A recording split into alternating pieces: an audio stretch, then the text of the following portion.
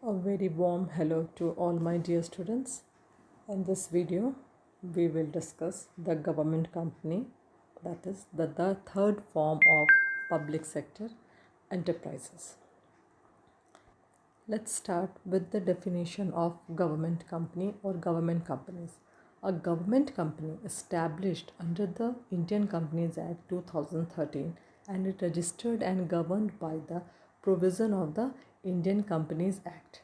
They were formed, means government companies were formed for purely business purposes and in true spirit to compete with the private sector. At this moment, I would like to say that now we will use Indian Companies Act 2000 instead of Indian Companies Act 1956 as a bill for certain amendments in the Companies Act 1956 was introduced in Parliament in 2012, which was passed in 2013. So, with certain changes and amendments, the new Indian Company Acts 2013, now it is being implemented everywhere. Let's see what is the definition of a government company according to Indian Companies Act 2013. According to the section 245 of the same act, a government company means any company in which not less than 51% of the paid up capital is held by central government or by any state government or by partly or by central government and partly by one or more state governments. I think you have got it clear. It means minimum 51% of the stake in the company is held by government, whether central or whether state or whether it is a combination of both central and one or more state governments. Since the government is the major shareholder, so they exercise the control over the management of all these companies. One unique feature of government companies is that the shares of the company are purchased in the name of the President of India. That is the USP of this type of companies. One more thing, you can find the logos in all the slides. These are the examples of government companies. Here you can see SAIL, that is Steel Authority of India Limited, and another one is Mecon Limited. I hope you are familiar with these two names, SAIL and Mecon Limited, as they both are situated in Ranchi also. Now coming to the features. Before discussing the features, now see one more example, that is Coal India Limited. Again, Coal India Limited, a unit of Coal India Limited, that is CCL, Central Coalfields Limited. They have got the headquarter in Ranchi itself. So again, it is a familiar name to you all. Now coming back to the features. The first feature is this organization is created and managed by the Indian Companies Act 2013. Already discussed, the company act as an artificial person. Once again, I am sure that you know what does the artificial person mean. The same definition applies here also. It means that government companies, they act like an artificial person.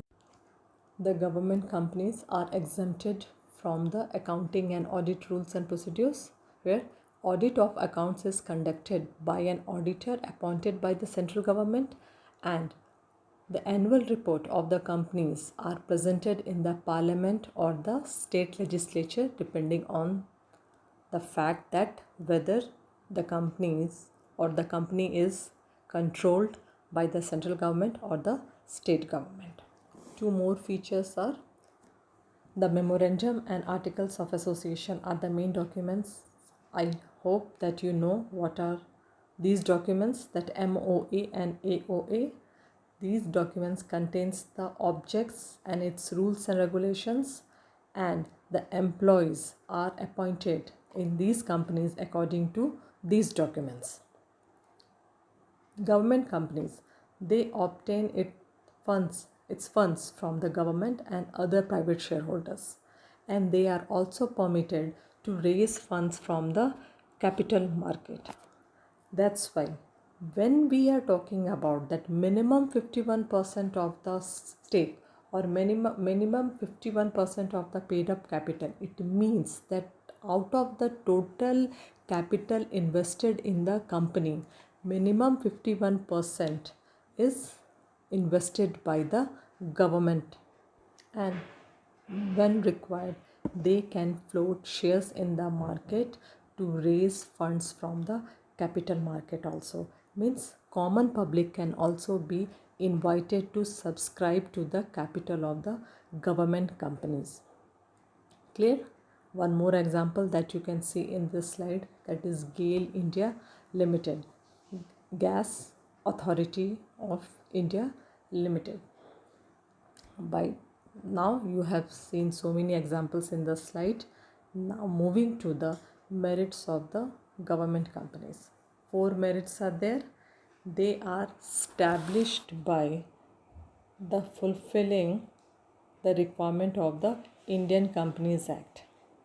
It is very easy to start a government company. They can merely be formed by fulfilling the requirement. A separate act in the parliament is not required for setting up of a government company. They have got the separate legal entity so that they can manage its affairs independently. There is no parliamentary or ministerial control over them. They act as an autonomous body. The third one is again same. They have got autonomy in all the management decisions. So they take actions or decision according to the business requirement. And the last one is they are able to control the market and curb unhealthy business practices. These companies reduces unhealthy business practices in the market by providing goods and services at a reasonable price. After the merits, let's see what are the limitations. The first limitation is the provision of the Companies Act does not have much relevance. That is true, since it's a government company and the government is the sole shareholder, so other provisions prescribed in Companies Act does not play much role here. Second one, it is not answerable directly to the parliament and evades constitutional responsibility, whereas it should not, because it is financed by the government only. And the third one is the management and administration rest in the hand of the government. Since government is the sole shareholder, we can say that the main purpose of a government company registered like any other companies is defeated. And one more thing, the independent character of a government company exists in paper only. Ministers, politicians, and government officials often interfere in their functioning. So here also political interference is rampant as well as the corruption. So in this video we have discussed about the government companies, its concept, features, merits and limitations. Finally, we have covered all the topics of the government companies, and I hope that you have understood very well. With this, we finishes the syllabus of or the portion of chapter 3. In this chapter, we studied about the public sector and private sector. Detail of the private sector was already done in chapter 2. Here we studied about the three forms of public sector enterprises, that is departmental undertaking, statutory corporations and government company. Once again, I want to remind you that there are so many portions in the chapter which have been deleted from the syllabus for this year, that are the changing role of public sector, multinational corporations or global enterprises, joint venture and public-private partnership, that is PPP. That's why these portions are not being included in any of the videos, and questions from these portions are also not going to come in your examination. So finally we have come to the end of the chapter 3. So thank you once again, you all, for watching the videos of chapter 3 attentively and properly. Stay safe and study hard. Once again, thank you.